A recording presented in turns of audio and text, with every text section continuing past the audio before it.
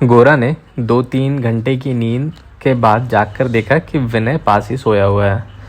यह देखकर उसका हृदय आनंद से भर उठा। कोई प्रिय वस्तु सपने में खोकर फिर जागकर यह देखे कि वह वस्तु खोई नहीं है, तब मन को जैसा संतोष होता है, वैसा ही गोरा को हुआ।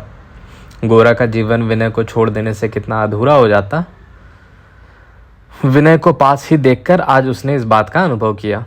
इसी आनंद की लहर में गोरा ने विनय को उसका सिर हिलाकर जगा दिया और कहा, चलो एक काम है। गोरा का रोज सवेरे का एक नियमबद्ध काम था। पड़ोस के निम्न श्रेणी के लोगों के घर वह जाता था, उनकी मदद करने या उन्हें उपदेश देने के लिए नहीं, सिर्फ उन्हें देखने ही जाता था। पढ़े लिखे अन्य लोगों के साथ उनका ऐसा मेल जोल कतई नहीं था। गोरा को वे लोग दादा ठाकुर कहते थे और कौड़ियाँ लगे हुक्के से उसका स्वागत करते थे। केवल इन लोगों का आतिथ्य स्वीकार करने के लिए ही गोरा ने जबरदस्ती तंबाकू पीना शुरू कर दिया था। नंद इन लोगों में गोरा का खास भक्त था। बढ़ई का लड़का था नंद, उम्र लगभग 22। बाप की दुकान में वह लकड़ी के बक्स तैयार किया करता था। मैदान में शिकार खेलने वालों में नंद के बराबर बंदूक का निशाना साधने वाला कोई नहीं था। क्रिकेट के खेल में गेंद फेंकने में भी वह सबसे अव्वल था। अपनी शिकार और क्रिकेट की टोलियों में गोरा ने भद्र घरों के विद्यार्थियों के साथ इन सब बढ़ई लोहार के लड़कों को भी मिला लिया था। इस मिले जुले गुट में नंद सब तरह के खेलों और कसरत में सबसे आगे था। भद्र विद्यार्थियों में कोई इससे ईर्ष्या भी करते थे, पर गोरा के शासन में सभी को उसे सरदार मानने को बाध्य होना पड़ता था। कुदाल लगने से पैर कट जाने के कारण यही नंद पिछले कुछ दिन से खेल के मैदान में नहीं आ रहा था। उन दिनों गोरा विनय की बात को लेकर बेचैन था, इसलिए वह नंद के घर नहीं जा सका था। किंतु आज सवेरे ही वह विनय को साथ लेकर बढ़ई टोले में जा पहुंचा। नंद मर गया। ऐसी शक्ति, ऐसा तेज, ऐसा स्वास्थ्य कर्मठ, इतनी कम उम्र में, और ऐसा नंद आज सवेरे मर गया। गोरा अपने सारे शरीर को कड़ा करके किसी तरह संभल कर खड़ा रह सका। नंद एक मामूली बढ़ई का लड़का था। उसके ना रहने से संसार की रफ्तार में क्षण भर की जो बाधा पड़ेगी, उसे बहुत थोड़े ही लोग देख सकेंगे। लेकिन आज गोरा को नंद की मृत्यु असहनीय रूप से असमय और असंभव जान पड़ रही थी। गोरा ने तो देखा था कि उसमें कितना आत्मबल है, इतने और लोग जीते हैं, लेकिन उस जैसा प्राणवान तो कोई नहीं दिखाई देता। कैसे मृत्यु हुई यह पूछने पर मालूम हुआ कि उसे धनुष टंकार हो गया था। नंद के बाप ने डॉक्टर को बुलाना चाहा था, किंतु नंद की मां ने जोर देकर कहा था कि उसके लड़के को भूत लग गया है। ओझा सारी रात मंत्र पढ़कर और मारकर उसे झाड़ते रहे। बेहोश होने से पहले नंद ने गोरा को खबर देने का अनुरोध किया था, लेकिन गोरा आकर कहीं डॉक्टरी इलाज के लिए जिद ना करने लगे, इस भय से किसी को नंद की मां ने गोरा तक खबर पहुंचाने जाने नहीं दिया। विनय ने लौटते हुए कहा, कैसी अज्ञानता और उसकी कैसी भयानक सजा। गोरा ने कहा, इस अज्ञान को एक तरफ करके और स्वयं को इससे बाहर मानकर अपने को तसल्ली मत दो विनय। यह अज्ञानता कितनी बड़ी है और उसकी सजा भी कितनी भीषण है, यह अगर तुम साफ साफ देख सकते तो ऐसे आक्षेप का एक वाक्य कहकर पल्ला झाड़ सारे मामले से तटस्थ हो जाने की चेष्टा न करते। मन के आवेग के साथ क्रमशः गोरा के कदम भी तेज होते गए। विनय उसकी बात का कोई उत्तर न देकर उसके बराबर कदम रखता हुआ साथ चलने की कोशिश में लग गया। गोरा कहता रहा, सारी जाति ने अंधता के हाथों अपनी अक्ल बेच दी है। देवता, भूत, प्रेत, उल्लू, छींक, बृहस्पतिवार, बिल्ली, किस किस का डर है, इसका कोई अंत नहीं है। सत्य के साथ जगत में कैसी मर्दानगी से जूझना होता है, यह वे लोग नहीं जानेंगे। हम तुम जैसे समझ लेते हैं कि हम लोगों ने 2-4 पन्ने विज्ञान पढ़ लिया है, इसलिए हम उनके गुट में नहीं है। लेकिन यह निश्चित जानो, चारों ओर फैली हुई हीनता की जकड़ से थोड़े से लोग किताबी विद्या के सहारे कभी अपने को बचाकर नहीं रह सकते। ये लोग जब तक दुनिया के चलने के नियम के आधिपत्य में विश्वास नहीं करेंगे, जब तक लोग मिथ्याचार में जकड़े रहेंगे, तब तक हमारे शिक्षित लोग भी इसके प्रभाव से बच नहीं सकते। विनय ने कहा, शिक्षित लोग यदि बच भी जाएंगे तो क्या, शिक्षित हैं ही कितने। पढ़े लिखे को उन्नत करने के लिए ही दूसरों को उन्नत होना होगा। ऐसी बात नहीं है, बल्कि दूसरों को उन्नत करने में ही पढ़े लिखों की शिक्षा का सदुपयोग है। विनय का हाथ पकड़कर गोरा ने कहा, ठीक यही बात तो मैं कहना चाहता हूँ, लेकिन तुम लोग अपनी भद्रता और शिक्षा के अभिमान में साधारण लोगों से अलग होकर मजे में निश्चिंत हो सकते हो। यह मैंने अक्सर देखा है, इसलिए तुम्हें मैं सावधान कर देना चाहता हूँ कि नीचे के लोगों का निस्तार किए बिना यथार्थ में तुम्हारा निस्तार कभी नहीं होगा। नाव के तल में छेद हो तो नाव का मस्तूल कभी अकड़ कर नहीं चल सकता, चाहे वह कितना ही ऊंचा क्यों ना हो। निरुत्तर होकर विनय गोरा के साथ चलता रहा। गोरा थोड़ी देर चुप रहकर फिर बोल उठा, नहीं विनय, इसे मैं किसी तरह सहज भाव से बर्दाश्त नहीं कर सकता। जो ओझा आकर मेरे नंद को मार गया है, उसकी मार मुझ पर पड़ रही है, सारे देश पर पड़ रही है। इन सब बातों को मैं अलग अलग छोटी छोटी घटनाओं के रूप में किसी तरह नहीं देख पाता। गोरा विनय को निरुत्तर देखकर भड़क उठा। विनय, मैं यह खूब समझता हूँ कि मन में तुम क्या सोचते हो। तुम सोचते हो यह जो सब अंधविश्वास और झूठ भारतवर्ष की छाती पर सवार है, इसका बोझ हिमालय के बोझ की तरह अडिग है, इसे कौन सरका सकता है। लेकिन मैं ऐसा नहीं सोचता। सोचता तो बचता नहीं। जो कुछ भी हमारे देश को चोट पहुंचाता है, उसका प्रतिकार ज़रूर है, फिर वह चाहे कितना भी प्रबल क्यों ना हो। और प्रतिकार एकमात्र हमारे ही हाथ में है, ऐसा मेरा अटल विश्वास है। तभी मैं चारों ओर फैले इस दुख, अपमान, दुर्गति को सह सकता हूँ। विनय ने कहा, देशव्यापी इतनी बड़ी दुर्गति के सामने अपने विश्वास को दृढ़ रखने का मुझे तो साहस ही नहीं होता। गोरा ने कहा, अंधेरा विस्तृत होता है और दिए की शिखा छोटी, पर इतने बड़े अंधकार के बजाय इतनी छोटी सी शिखा पर ही मैं अधिक आस्था रखता हूँ। दुर्गति चिरस्थायी हो सकती है, किसी तरह भी यह बात मैं मान ही नहीं सकता। सारे विश्व की ज्ञान शक्ति, प्राण शक्ति उस पर भीतर और बाहर से बराबर चोट कर रही है। हम लोग छोटे ही क्यों ना हो, उसी ज्ञान और प्राण के गुट में जा शामिल होंगे, जहाँ खड़े खड़े यदि मर भी जाए तो मन में यह निश्चय जानकर मरे कि हमारे गुट की जीत होगी। देश की जड़ता को ही सबसे बड़ा और प्रबल मानकर उसी का रोना लेकर पड़े नहीं रहेंगे। मैं तो कहता हूँ, संसार में शैतान के ऊपर श्रद्धा रखना और भूत से डरना एक बराबर है। दोनों का फल यही होता है कि रोग की सही चिकित्सा की ओर प्रवृत्ति ही नहीं होती। जैसा झूठा डर वैसा ही झूठा ओझा, दोनों ही हमें मारते रहते हैं। विनय, तुमसे मैंने बार बार कहा है, इस बात को एक क्षण भर के लिए भी कभी सपने में भी असंभव मत समझो कि हमारा यह देश मुक्त होगा ही नहीं। अज्ञान उसे हमेशा जकड़े नहीं रहेगा तथा यह अंग्रेज भी उसे अपने व्यापार की नौका के पीछे पीछे सांकल से बांधे हुए नहीं ले जा सकेंगे। मन में यही बात दृढ़ रखकर हमेशा तैयार रहना होगा। भारतवर्ष की स्वाधीनता के लिए भविष्य में भी किसी एक दिन की लड़ाई शुरू होगी। तुम लोग इसी पर अपनी किस्मत छोड़कर निश्चिंत बैठे हो, किंतु मैं कहता हूँ लड़ाई आरंभ हो गई है, हर क्षण हो रही है। ऐसे समय में भी अगर तुम निश्चिंत रह सकते हो तो इससे बड़ी का पुरुषता और नहीं हो सकती। विनय ने कहा, देखो गोरा, तुम में और अपने में एक अंतर मुझे यह दिखाई देता है कि हमारे देश में प्रतिदिन राह चलते जो कुछ होता रहता है और बहुत दिन से जो होता चला आ रहा है, तुम उसे मानो रोज नई दृष्टि से देख पाते हो। जैसे हम सांस लेने को भूले रहते हैं, हमारे लिए यह सब भी वैसा ही है। ना हमें आशा देता है, ना हताशा करता है। उसमें हमें ना आनंद आता है, ना दुख होता है। दिन पर दिन शून्य भाव से बीतते जाते हैं और इस सब के मध्य हम अपना या अपने देश का अनुभव ही नहीं करते। गोरा का मुंह सहसा लाल हो गया और माथे की नसें तन गई। दोनों हाथों की मुट्ठियां भींचकर वह रास्ते के बीच जाती हुई 2 घोड़ों वाली गाड़ी के पीछे दौड़ा और राह चलते लोगों को अपनी गरज से चौंकाता हुआ चिल्लाया, गाड़ी रोको। भारी घड़ी चेन पहने हुए एक बाबू गाड़ी हाँक रहे थे। उन्होंने एक बार पीछे मुड़कर देखा और दोनों घोड़ों को चाबुक मारकर क्षण भर में भगाकर दूर निकाल ले गया। एक बूढ़ा मुसलमान सिर पर फल, सब्जी, अंडा, रोटी, मक्खन आदि खाने पीने की चीज़ें लेकर किसी अंग्रेज प्रभु की रसोई की ओर चला जा रहा था। चेन पहने हुए बाबू ने उससे गाड़ी के आगे से हट जाने की हाँक भी लगाई, पर बूढ़े के ना सुन पाने से गाड़ी उसके ऊपर ही निकल गई।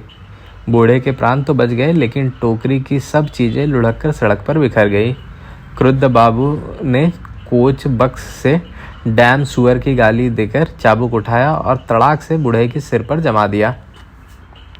उसके माथे पर लहू की लाल रेखा खिंच गई। बूढ़े ने अल्लाह कहकर लंबी सांस ली और जो चीज़ें बच गई थी उन्हें उठा उठाकर टोकरी में रखने लगा। गोरा भी मुड़कर बिखरी हुई चीज़ें बीन बीन कर उसकी टोकरी में रखने लगा। बूढ़ा मुसलमान एक अच्छे भद्र पथिक का ऐसा व्यवहार देखकर सकुचाते हुए बोला, आप क्यों कष्ट करते हैं बाबू, अब ये किसी काम नहीं आएंगी। यह गोरा भी जानता था कि जो वह कर रहा है अनावश्यक है, और यह भी जानता था कि जिसकी सहायता की जा रही है उसे संकोच हो रहा है। वास्तव में सहायता के उस कार्य का कोई विशेष मूल्य नहीं था, लेकिन एक भद्रजन ने जिसका अपमान किया है, उसी अपमानित व्यक्ति के साथ एक दूसरा भद्रजन अपने को मिलाकर धर्म की क्षुब्ध व्यवस्था में सामंजस्य स्थापित करने का प्रयत्न कर रहा है। यह बात राहगीरों के लिए समझनी असंभव थी। टोकरी भर जाने पर गोरा ने बूढ़े से कहा, तुमसे तो इतना नुकसान सहा नहीं जाएगा, चलो हमारे घर चलो, पूरे दाम चुकाकर हम सब ले लेंगे। लेकिन बाबा, एक बात तुमसे कहूँ, तुमने जो यह अपमान बिना कुछ कहे सह लिया, उसके लिए अल्लाह तुम्हें माफ़ नहीं करेंगे। मुसलमान ने कहा, कसूर जिसका है अल्लाह उसको सजा देंगे, मुझे क्यों देंगे। गोरा ने कहा, जो अन्याय सहता है वह भी दोषी है, क्योंकि दुनिया में अन्याय को बढ़ावा देता है। तुम मेरी बात समझोगे नहीं, पर याद रखो, दुष्ट के साथ भलमनसाहत धर्म नहीं है, उससे दुष्ट लोगों को हौसला बढ़ता है। तुम्हारे मोहम्मद साहब इस बात को समझते थे। गोरा का घर नज़दीक नहीं था, इसलिए वह उस मुसलमान को गोरा विनय के घर ले गया। विनय की मेज के सामने खड़े होकर वह विनय से बोला, पैसा निकालो। विनय ने कहा, उतावले क्यों होते हो, तुम बैठो तो मैं दे रहा हूँ। लेकिन एकाएक चाबी नहीं मिल सकी। अधीर होकर गोरा ने दराज को झटका दिया तो वह खुल गई। दराज के खुलते ही परेश बाबू के घर के लोगों का एक बड़ा फोटो सबसे पहले दिखाई पड़ा। उसे विनय ने अपने मित्र सतीश से प्राप्त किया था। गोरा ने उस मुसलमान को पैसे देकर विदा कर दिया, किंतु फोटोग्राफ के बारे में कोई बात नहीं की। इस विषय में गोरा के चुप लगा जाने से विनय भी कुछ बात नहीं कह सका। हालांकि 2-4 बातें हो जाने से विनय का मन स्वस्थ हो जाता। गोरा ने सहसा कहा, मैं चलता हूँ। विनय ने कहा, वाह, अकेले कैसे चल दिए, मुझे माँ ने तुम्हारे साथ यहाँ खाने को बुलाया है, चलो मैं भी चलता हूँ। दोनों सड़क पर आ गए, किंतु गोरा ने रास्ते भर कोई बात नहीं की। मेज की दराज में वह फोटो देखकर फिर एक बार गोरा को याद हो आया था कि विनय के चित्त की मुख्य धारा एक ऐसी दिशा में बह रही है जिससे गोरा के जीवन का कोई संपर्क नहीं है। आगे चलकर ऐसा हो सकता है कि बंधुत्व की स्नेह गंगा सूख जाए और नदी का सारा प्रवाह दूसरी ओर बहने लगे। यह छुपी आशंका गोरा के हृदय की गहराई में कहीं एक बोझ सी बन गई। हर काम और सोच विचार में अब तक दोनों बंधुओं के बीच कोई रुकावट नहीं थी, लेकिन अब यह स्थिति बनाए रखना कठिन हो गया है। एक बिंदु पर विनय स्वतंत्र हो गया है। विनय यह समझ गया कि गोरा क्यों चुप लगा गया है, लेकिन नीरवता के इस बांध को जबरदस्ती तोड़ने में उसे संकोच हुआ। जिस जगह गोरा का मन आकर उलझ जाता है वहाँ सचमुच एक रुकावट है, यह विनय ने स्वयं भी अनुभव किया। उन्होंने घर पहुँचते ही देखा कि महीम रास्ते की ओर देखते हुए दरवाजे पर खड़े हैं। उन्होंने दोनों बंधुओं को देखकर कहा, मामला क्या है, कल की रात तो तुम दोनों ने सोए बिना ही काट दी। मैं तो समझ रहा था शायद दोनों आराम से कहीं फुटपाथ पर पड़े सो रहे होगे। कितनी देर हो गई है, जाओ विनय, जाकर नहाओ। विनय को नहाने के लिए भेजकर महीम गोरा की ओर मुड़े, बोले, देखो गोरा, तुमसे जो बात कही थी उस पर जरा सोच कर देखो। विनय भी अगर तुम्हें अनाचारी जान पड़ता है तो फिर आजकल के समाज में हिंदू पात्र मिलेगा कहाँ। कोरा हिंदूपन होने से तो नहीं चलेगा, लिखाई पढ़ाई भी तो चाहिए। लिखाई पढ़ाई और हिंदूपन मिलने से जो चीज़ बनती है वह हमारे हिंदू मत से ठीक शास्त्रीय चीज़ तो नहीं होती, लेकिन ऐसी बुरी चीज़ भी नहीं होती। अगर तुम्हारी लड़की होती तब इस मामले में तुम्हारी राय मेरी राय से बिल्कुल मिल जाती। गोरा ने कहा, तो अच्छा ही है, मेरे ख्याल में विनय को कोई आपत्ति ना होगी, महीम ने कहा। सुनो गोरा, विनय की आपत्ति की बात कौन सोच रहा है? तुम्हारी आपत्ति से तो पहले निपट ले। एक बार तुम अपने मुंह से विनय से अनुरोध करो और मुझे कुछ नहीं चाहिए, भले ही उससे फल ना हो तो ना हो। गोरा बोला, अच्छा। मन ही मन महीम ने कहा, अब तो मेहरा की दुकान से संदेश और गैला की दुकान से दही रबड़ी की फरमाइश की जा सकेगी। गोरा ने मौका पाकर विनय से कहा, शशिमुखी के साथ तुम्हारे विवाह के लिए दादा दबाव डाल रहे हैं, तुम्हारी राय है? विनय ने पूछा, तुम्हारी क्या राय है, पहले यह बताओ। गोरा, मैं तो कहता हूँ बुरा क्या है। विनय, पहले तो तुम बुरा ही कहते थे, हम दोनों में से कोई ब्याह नहीं करेगा, यह तो एक तरफ से तय हो चुका था। गोरा बोला, अब यह तय समझो कि तुम ब्याह करोगे और मैं नहीं करूँगा। विनय ने कहा, क्यों, एक ही यात्रा के अलग अलग पड़ाव क्यों? गोरा, अलग पड़ाव होने के भय से ही तो यह व्यवस्था की जा रही है। किसी को विधाता यूं ही ज़्यादा बोझ से लाद देते हैं और किसी को बिल्कुल सहज भार मुक्त। ऐसे असम प्राणियों को एक साथ जोतकर चलाना हो तो इनमें से एक बाहर से बोझ लादकर दोनों का बोझ बराबर करना पड़ता है। तुम विवाह करके कुछ जिम्मेदारी से लद जाओगे तो फिर हम तुम एक सी चाल में चल सकेंगे। कुछ हंसकर विनय ने कहा, अगर यही मनसा है तो ठीक है, बाट उसी पलड़े में डाल दो। गोरा ने पूछा, बाट के बारे में तो कोई आपत्ति नहीं है? विनय, भार बराबर करने के लिए जो हाथ पड़ जाए उसी से काम चल सकता है। वह पत्थर हो तो भी चल सकता है, ढेला हो तो भी। इस विवाह के प्रस्ताव में गोरा ने क्यों उत्साह दिखाया है, यह समझने में विनय को देर न लगी। गोरा को आशंका हुई थी कि विनय कहीं परेश बाबू के परिवार में ब्याह न कर ले। यह समझकर मन ही मन विनय हंसा। ऐसे विवाह का संकल्प तो क्या, संभावना भी क्षण भर के लिए उसके मन में उदित नहीं हुई। वह तो हो ही नहीं सकता। जो भी हो, शशिमुखी से विवाह हो जाने पर ऐसी आशंका जड़ मूल से उखड़ जाएगी। वैसा होने पर दोनों का बंधुभाव फिर स्वस्थ और निर्बाध हो जाएगा और परेश बाबू के परिवार से मिलने जुलने में भी किसी ओर से उसे संकोच का कोई कारण ना रहेगा। यही सोचकर शशिमुखी से विवाह के लिए उसने सहज ही सम्मति दे दी। दोपहर के भोजन के बाद रात की नींद की कमी पूरी करते करते दिन बीत गया। दोनों बंधुओं में दिन भर और कोई बात नहीं हुई। सांझ को जब सारे जगत पर अंधकार का पर्दा पड़ जाता है तब मानो बंधुओं के मन का पर्दा उड़ जाता है। ऐसे छुटपुटे के समय छत पर बैठे बैठे विनय ने सीधे आकाश की ओर ताकते हुए कहा, देखो गोरा, मैं तुम्हें एक बात कहना चाहता हूँ। मुझे लगता है हमारे स्वदेश प्रेम में एक बहुत बड़ा अधूरापन है। हम लोग भारतवर्ष को आधा ही करके देखते हैं। गोरा ने पूछा, वह कैसे? विनय, भारतवर्ष को हम केवल पुरुषों का देश मानकर देखते हैं, स्त्रियों को बिल्कुल देखते ही नहीं। गोरा, तो तुम अंग्रेजों की तरह शायद घर में और बाहर, जल थल और आकाश में, आहार विहार और कर्म में सब जगह स्त्रियों को देखना चाहते हो। उसका नतीजा यही होगा कि स्त्रियों को पुरुषों से अधिक मानना होगा। उससे भी दृष्टि में सामंजस्य नहीं रहेगा। विनय, नहीं, मेरी बात को ऐसे उड़ा देने से तो नहीं चलेगा। अंग्रेजों की तरह देखने या ना देखने का सवाल कहाँ उठता है। मैं तो कहता हूँ कि स्वदेश में स्त्रियों के अंश को हम लोगों ने अपने चिंतन में उचित स्थान नहीं दिया है। तुम्हारी ही बात लो, स्त्रियों के बारे में तुम कभी क्षण भर भी नहीं सोचते। तुम्हारे राय में देश मानो नारीहीन ही है। ऐसा समझना कभी सत्य समझना नहीं हो सकता। गोरा, मैंने अपनी माँ को जब देखा है, जाना है, तब अपने देश की सभी स्त्रियों को एक उसी रूप में देखकर और जान लिया है। विनय, यह तो अपने को भुलावा देने के लिए तुम अलंकारिक बात कह रहे हो। घर के कामकाज के बीच घर की स्त्रियों को अति परिचित भाव से देखते हैं, वही वास्तविक देखना नहीं होता। गृहस्थी के कामकाज से बाहर यदि अपने देश की स्त्रियों को हम देख पाते तो स्वदेश के सौंदर्य और संपूर्णता को देखते। देश की एक ऐसी छवि दिखाई देती जिसके लिए प्राणोत्सर्ग आसान होता। कम से कम यह मानने की भूल हमसे कभी ना होती कि देश में स्त्रियां मानो कहीं है ही नहीं। मैं जानता हूं कि अंग्रेजों के समाज से अपनी तुलना करते ही तुम आग बबूला हो उठोगे। वह मैं नहीं करना चाहता।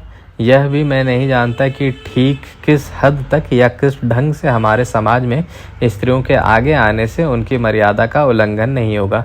लेकिन यह हमें मानना होगा कि स्त्रियों के छिपे रहने से हमारा स्वदेश हमारे लिए आधा ही सच है।